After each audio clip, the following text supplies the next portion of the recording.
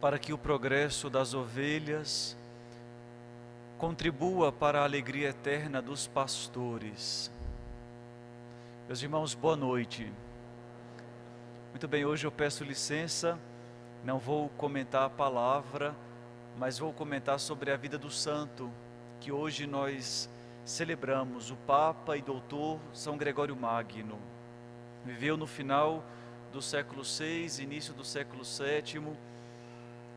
Muito bem, como o próprio nome diz, ele é grande, mas de nome, porque diz que ele era baixinho, mas era um homem tão enérgico, que tinha um espírito tão ativo, que era grande. Muito bem, Gregório Magno, como nós escutamos hoje na oração do dia, é interessantíssimo que o progresso das ovelhas contribua para a alegria eterna dos pastores. Olha o que nós rezamos hoje. A alegria do padre, do bispo, depende da santidade de vocês. Ou seja, se nós conseguimos fazer com que vocês se tornem santos, nós poderemos entrar na vida eterna. Olha que grande missão, nossa e de vocês. Porque se eu não entrar por causa de vocês, então vocês tratem de serem santos, viu? Mas muito bem,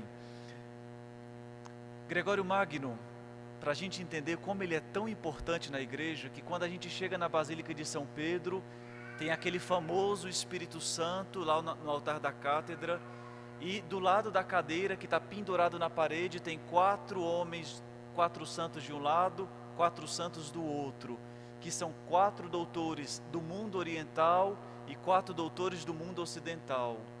Dentre esses do mundo ocidental, nós temos Agostinho, Ambrósio, Jerônimo e Gregório Magno. Então, só para a gente entender como é importante para nós, na história do catolicismo, a figura desse homem. E não só também para o cristianismo, mas também para o mundo ocidental. Gregório Magno, ele comandou a igreja no período das invasões dos bárbaros. E os bárbaros queriam destruir com toda a cultura do Império Romano. E esse homem, ele vai se encontrar com o imperador dos bárbaros para dizer, por favor, não destrua a cultura. Porque destruir a cultura é um prejuízo imenso para toda a história da humanidade. Então não queiram ser recordados pela história como aqueles que destruíram a cultura. E ele conseguiu que os bárbaros preservassem toda a cultura. E é por isso que nós podemos chegar em Roma hoje e encontrar grandes histórias naquele museu a céu aberto. Mas vamos ao que importa. O que este santo pode contribuir para cada um de nós? E eu penso que a primeira coisa, a docilidade em querer agradar a Deus. São Gregório Magno era um homem de uma família riquíssima de Roma.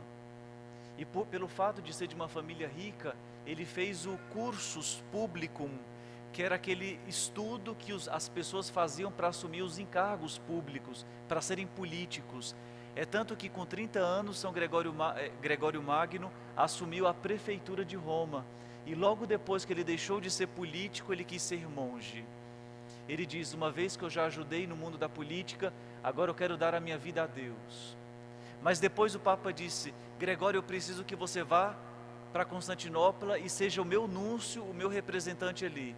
Ele foi e obedeceu ao Papa. Quando voltou, o Papa Pelágio II tinha morrido e ele foi eleito Papa. Sempre nessa docilidade, querer fazer o que Deus nos pede. Eu acho que se nós queremos ser santos, nós devemos ter essa docilidade. O que Deus nos pede? O que Deus nos quer no momento presente da nossa vida? Porque quem não tem essa docilidade a Deus, não pode elevar o Espírito. Então, docilidade ao Espírito. Depois também São Gregório Magno ensinava que se nós queremos que Cristo cresça dentro de nós, ele diz, Cristo cresce na alma do fiel que medita a palavra de Deus. Quanto mais nós meditamos a palavra de Deus, mais Cristo cresce dentro de nós.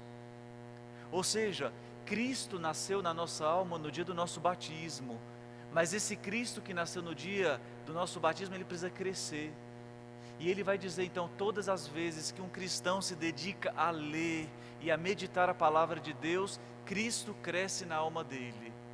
Meus irmãos, se a presença de Cristo dependesse da sua leitura e da sua meditação da palavra de Deus, qual seria a estatura de Cristo na tua alma? Então, o cristão que não medita a palavra de Deus, deixa um Cristo raquítico na alma. Então, meditar a palavra de Deus. Depois,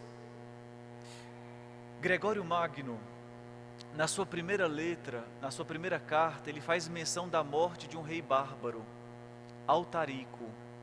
E esse rei Altarico, ele morreu sem ser batizado. Esse fato mexe tanto com Gregório Magno que ele diz: como é que nós podemos deixar que homens morram sem o batismo? E é por causa disso que nasceu dentro dele um grande espírito missionário. Ele logo enviou homens para evangelizar a Inglaterra, enviou homens para evangelizar a Espanha, a França, por causa desse amor pelas almas. Uma pessoa que encontrou Cristo não pode querer que nenhum homem morra sem ser batizado, que nenhum homem morra sem conhecer a Cristo. E nós deveríamos hoje nos perguntar, dentro de nós temos uma paixão pelas almas dos homens? Será que nós nos contentamos com que homens e mulheres não conheçam a Cristo? Meus irmãos, nós deveríamos rezar todos os dias, nós deveríamos oferecer as nossas vidas para que ninguém morra sem conhecer a Cristo. E é muito interessante porque hoje, quanto mais nós vemos pessoas das nossas famílias que não são batizadas. Hoje nós vemos homens e mulheres que falam: eu não vou batizar o meu filho, eu vou deixar que quando eles possam crescer, que eles decidam o que eles querem. Já pensou como é arriscado um pai de família dizer que não vai batizar o filho? Porque ele está colocando em risco a salvação eterna do próprio filho. Meus irmãos, não são os filhos que devem escolher, somos nós que devemos dar este presente. Depois, se eles vão querer que Cristo cresça na alma deles ou não, depende da liberdade deles, mas é uma missão dos pais, e vai ser uma culpa que os pais levarão, se uma criança morrer porque o pai foi imprudente em não batizar a criança. E isso também deve ter dentro de nós. Se nós não rezamos por aqueles que não conhecem a Cristo, é uma falta de amor nossa. Então, que ninguém morra sem conhecer a Cristo, e que ninguém morra sem ter sido tocado pela nossa oração. E a última coisa, São Gregório Magno, ele se chamava de Consul Dei, ou seja, de embaixador de Deus. Ou seja, nós sabemos que Cristo, sabendo que iria morrer, iria partir para o Pai, ele deixou a figura de Pedro para edificar a igreja, para que tudo aquilo que Pedro ligasse na terra fosse ligado no céu, tudo que Pedro desligasse no céu fosse desligado na terra. Ou seja, irmãos, hoje, para poder manter no caminho seguro, Cristo nos deixou o Papa. E quando São Gregório Magno se chama de embaixador de Cristo, de Deus, ele está recordando que a função dele é apontar e fazer as vezes de Cristo. E é por isso que faz parte da espiritualidade católica um amor pelo Papa.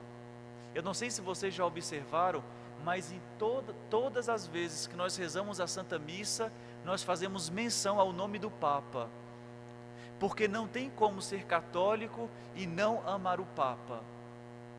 E é por isso que nós precisamos pedir sempre uma graça de Deus para o Papa, para que ele possa conduzir a igreja segundo a vontade de Deus, para que possa sempre corrigir os desvios dos homens, possam sempre edificar a humanidade com aquela palavra que nos dá segurança.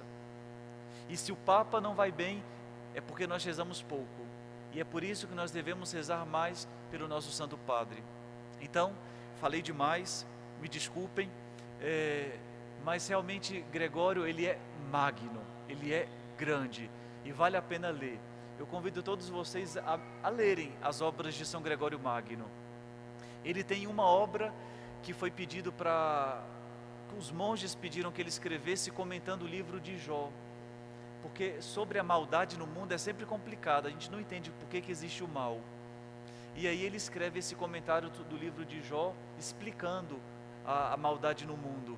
E depois ele escreve para aqueles que querem ser padres, a regra pastoral, como ser um bom bispo, como ser um bom sacerdote. Então, jovens que queiram ser padres devem ler a regra pastoral. Mas também quem não vai ser padre pode ler para saber como é que deve ser o seu padre.